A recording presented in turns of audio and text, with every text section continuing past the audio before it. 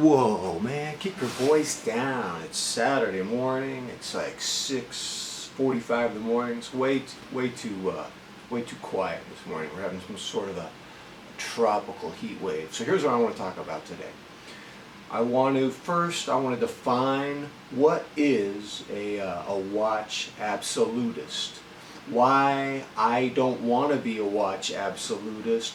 And whether you want to be a watch absolutist or not, because I don't care. I don't try to change people's opinions, because I don't think people do change their opinions, which is a whole other subject. Whether you want to be a watch absolutist or not, I think there's some general guidelines about watches that we could agree on. So, first of all, what is a watch absolutist? A watch absolutist is a person who wants to be a king. He wants to have supreme and final knowledge on all things watches. And anyone who dissents from the king must be shamed in the social media shaming ecosystem. This becomes the goal of the watch absolutist, to shame all dissenters. So the watch absolutist wants to be a king. He wants to have the final word on watches. He is married to his ideas. Okay, for the watch curious, I'm wearing a Seiko Captain Willard. Alright, for the watch curious. Alright, number 2. Second characteristic of a watch absolutist. A watch absolutist lives in a world that is binary, a world that is black or white. So for the watch absolutist, in this binary world, there are watches that are the apotheosis, the highest point of watch craft, watch art, watch technology. And these he esteems in the highest regard, and he wants you to agree with him. Then there are watches that he poo-poos, that he disdains, that he looks at as a disgrace, as examples of watch craft, of watch technology, of watch art.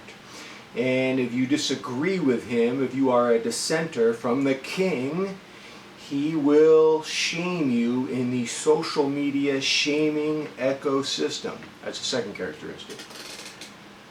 Third characteristic is that he likes to prescribe everything to you. He's going to tell you what watches you should buy, how many you should have in your collection, what the configuration should look like in your watch box, what your rotation is depending on days of the week, how you will care for your watches, and how you will curate your watches on social media.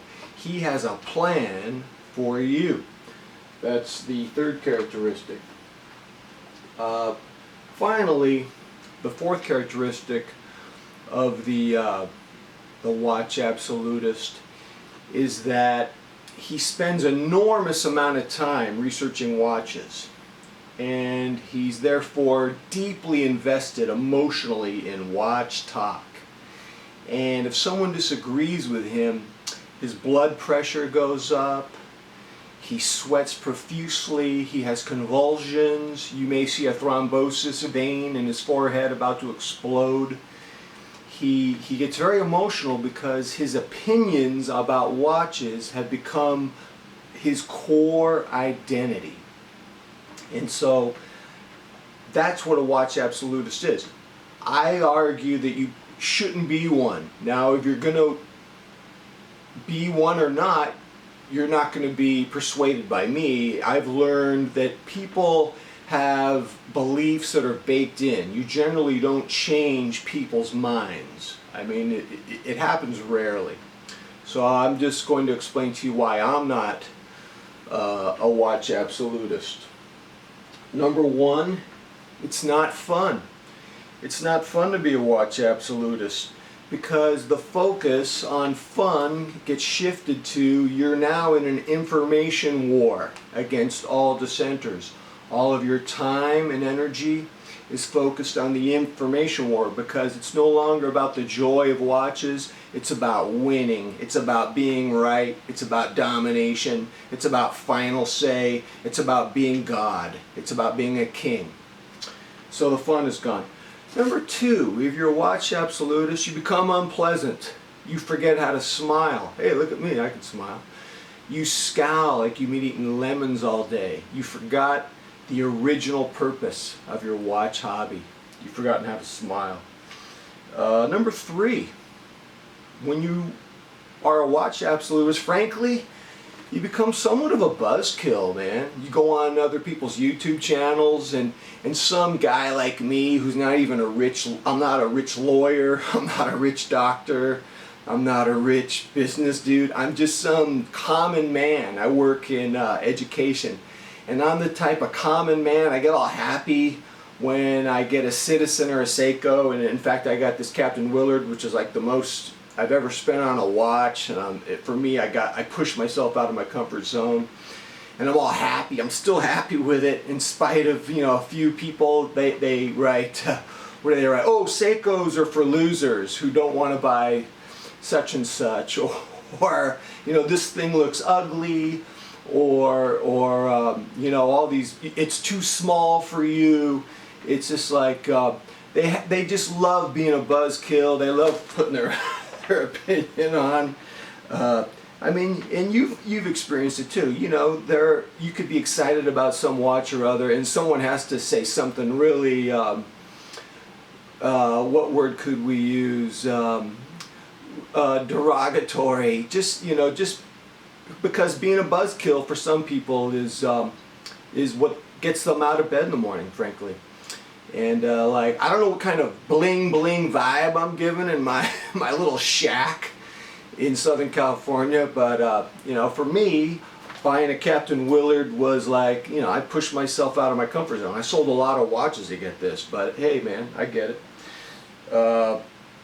Number four, I think when you're a watch absolutist, you lose your sense of proportion. I think you invest too much emotion into it, and it becomes a life or it's like watches become a life or death issue, and then you start approaching watches like every day you're giving a briefing at the Pentagon. And I mean, you got to learn to just have fun with it. You need to chillax with your family, watch Shark Week, have some rice cakes with almond butter and some fruit slices. I don't know. But it's not, talking about watches is not a daily briefing at the Pentagon. If I'm liking my Captain Willard, let McMahon live in his dream world. Of course it's not a Rolex or whatever. Of course not. I'm not saying that it is. The other thing about being a watch absolutist is I think you fail to see that people are different. People who can be friendly with each other can be different about watches. So Lee, he's a friend of my watch channel. I consider him a friend. I met him through my watch channel. Lee is a retired computer engineer. And he was on the Seiko bandwagon for a long time, and he got an Omega Planet Ocean chronograph. It was always broken, but he didn't give up on Swiss luxury. He ended up getting two Swiss watches that he loves now, a Planet Ocean non-chronograph, and he got a Tudor, I think a Pelagos, and he loves them, and he stabilized his watch collecting, and he loves wearing those. I may be too anxious to wear a $5,000 watch on my wrist. For me, if I'm wearing a watch that costs $3,000, $4,000, $5,000, $6,000, $7,000, $8,000, I feel like I'm wearing a glass menagerie on my wrist, or maybe a jade horse from the Tang Dynasty, and I got it, and I can't break it. So for me, the anxiety and the stress of wearing a really expensive watch, it negates the pleasures of wearing it, and that's just me. And some of you are hardwired differently, and you can enjoy walking around with a $5,000 to $10,000 watch, and you can still enjoy the watch with scratches on it. When I see deep gashes on a watch, all I see is scars on an elephant hide, and I freak out. I have a very vivid imagination, and I'm sure my vivid imagination informs a lot of my watch decisions. We're all different. So, some things we can agree on, whether we're watch absolutists or not. If you have been trying to like a brand and you find that it's consistently poor in its workmanship and you're offended by it and you want to abandon the brand, I totally get it. You know, I was heartbroken when someone told me he bought the Captain Willard and the chapter ring was misaligned. And you hear that a lot. And that is disgusting. And I'm lucky that mine is not misaligned.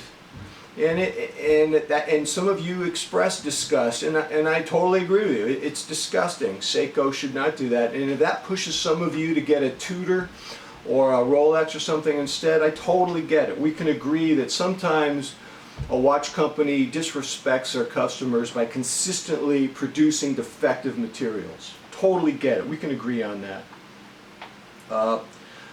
The other thing again, there are exceptions to this. I'm finding as I hang out with more watch dudes in the watch community that a collection of 5 to 9, a collection in single digits, tends to make watch dudes more happy than really big collections. There are exceptions. Some of you can have 48 watches and be totally happy and love the variety.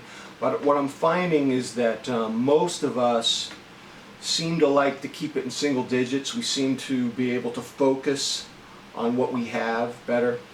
And then finally, we're just different. Some of us climb up the luxury ladder, some of us climb up it, and then we get disillusioned and we go down. We end up being happy with a Casio. That's okay too, ladies and gentlemen. Tell me what you think about being a watch absolutist. I gotta make breakfast for my daughters. Until next time, I'm out.